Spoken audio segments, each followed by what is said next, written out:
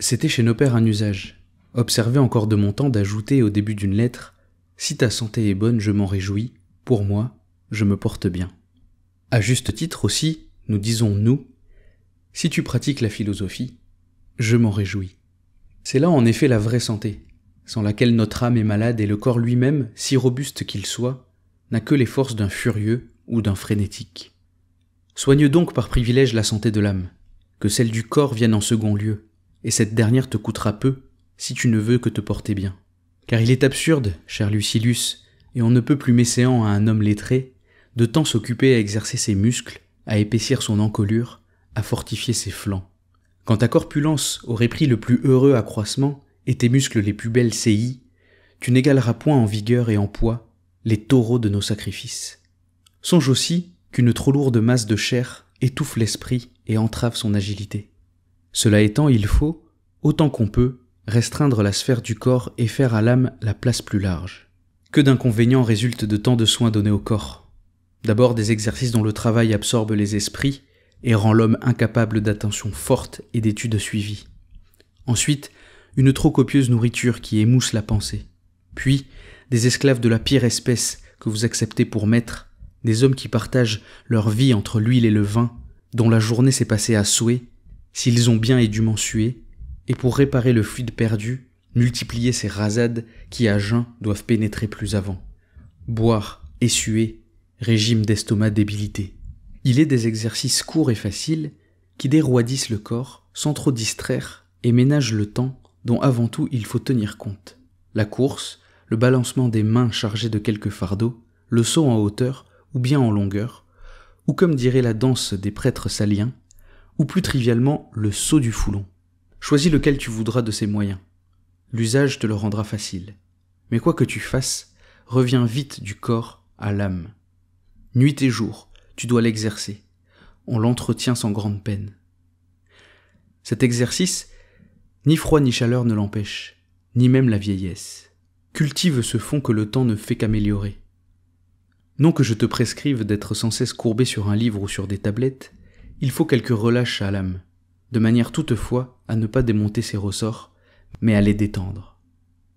La litière aussi donne au corps un ébranlement qui ne tromble point la pensée. Elle permet de lire, de dicter, de parler, d'écouter, tous avantages que nous laisse même la promenade à pied. Ne dédaigne pas non plus la lecture à haute voix, mais point de ces efforts d'organes qui montent toute l'échelle des tons pour baisser brusquement. Veux-tu même apprendre l'art de déclamer en marchant ? Ouvre ta porte à ces gens auxquels la faim a fait inventer une science nouvelle. Ils sauront régler ton allure, observeront le mouvement de tes lèvres et de tes mâchoires, et pousseront la hardiesse aussi loin que ta patiente crédulité les laissera faire. Or, voyons, faudra-t-il que tu débutes par crier et par développer toute la force de tes poumons ? Il est si naturel de ne s'échauffer que graduellement, que même ceux qui plaident prennent d'abord le ton ordinaire avant de passer aux éclats de voix. Aucun ne s'écrie dès l'exorde « À moi, concitoyens !» Ainsi, selon l'idée, l'impulsion du moment soutient le pour, le contre d'une controverse, ou plus animée, ou plus lente, prenant aussi conseil de tes poumons et de ta voix. Toujours mesurée, quand tu veux la recueillir et la rappeler, qu'elle descende et ne tombe pas.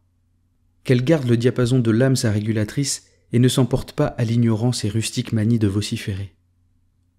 Ce n'est pas d'exercer la voix qu'il s'agit, mais de s'exercer par elle. Grâce à moi, te voilà hors d'un grave embarras. Un petit cadeau, un présent d'ami va s'ajouter à ce service. Écoute cette sentence remarquable.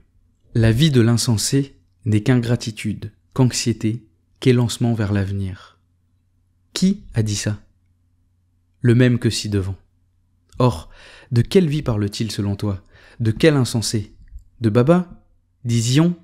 Non, il parle de nous, que d'aveugles désirs précipitent vers ce qui doit nous nuire, ou du moins ne nous rassasier jamais.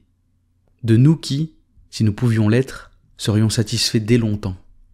De nous qui ne songeons pas combien il est doux de ne rien demander, combien il est beau de dire « j'ai assez, je n'attends rien de la fortune ».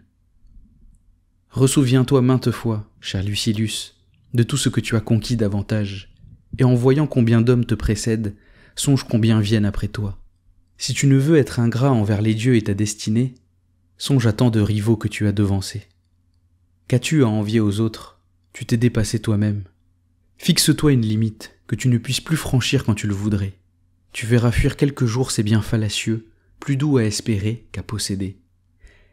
S'il y avait en eux de la substance, ils désaltéreraient quelquefois, mais plus on y puise, plus la soif s'en irrite. Ils changent vite l'appareil séduisant du banquet. Et ce que roule dans ses voiles l'incertain avenir, pourquoi obtiendrais-je du sort qu'il me le donne, plutôt que de moi de ne pas le demander? Et pourquoi le demangerais-je, oublieux de la fragilité humaine? Pourquoi entasser de nouveaux sujets de labeur? Voici que ce jour est mon dernier jour. Ne le fut-il pas, il est si proche du dernier.